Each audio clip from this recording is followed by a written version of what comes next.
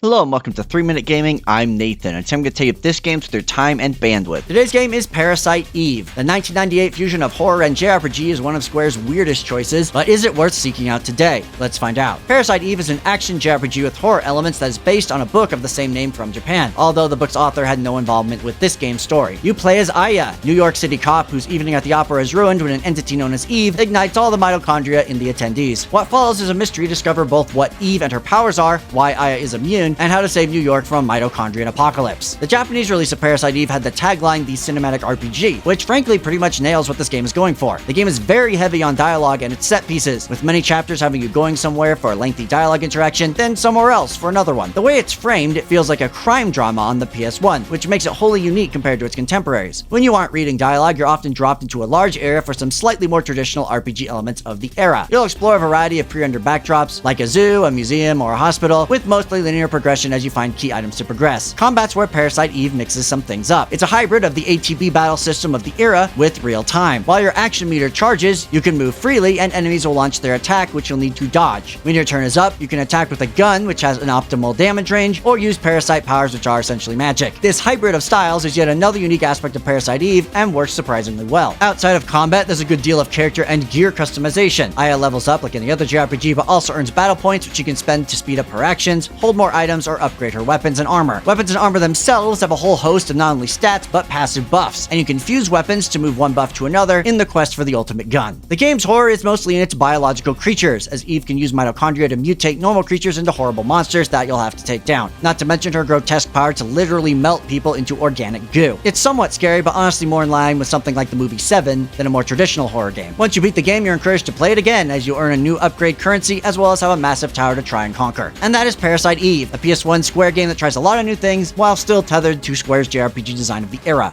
So what do I like about Parasite Eve? Well, the story here is really engaging and generally told well, with its biological nightmare angle paired with really engaging characters like Aya's cop partner Daniel trying to save his family. Additionally, I adore this game's combat system and really wish Square had used it again. It was a time when JRPGs were struggling to move to be more action-oriented, but this hybrid of active time and free movement really works. And lastly, while dated, the visuals are standout for the time, particularly the pre-rendered backdrops, but the real star is Yoko Shinomura of future Kingdom Hearts fame's incredible soundtrack that holds up to this day. When it comes to the bad, this game leans a little too heavily on its expository dialogue, and like a bad Star Trek episode, often gets caught up in its pseudoscience jargon to over-explain what is actually a very simple premise. Additionally, while fusing gear is fun, the game has an over-reliance on inventory management that means you'll be spending way more time in the menus than you should. You also have limited combat options overall, as you can only have one gun equipped at a time. And lastly, this game just isn't scary at all, which in and of itself isn't a bad thing, as it feels more like a thriller than a horror game, but it's clear the game wanted to be scary, but keeps undermining itself with things like the upbeat battle music and action-focused combat. As you know, I rate games here on a 3-point scale: must play, maybe consider, and don't bother. And Parasite Eve, in my opinion, holds up incredibly well today. Its story is compelling, and its cinematic way of telling it keeps it engaging through all its science jargon. The combat system is fun but not too taxing, and the weapon combining system makes min-maxing fun. It's the kind of game that even just a remaster with improved visuals and some smoothing of the rough edges would make it completely palatable for today's audiences, because currently the only way to play it is through emulation, or if you happen to have like a PS3 or PS Vita floating around. Square, bring this one back, it rules. That's all I have today. Thank you so much for watching. Have you played or heard of Parasite Eve? Did you know Square made some horror games? Let me know what you think in the comments, but regardless, go out there and play Parasite Eve any way that you can.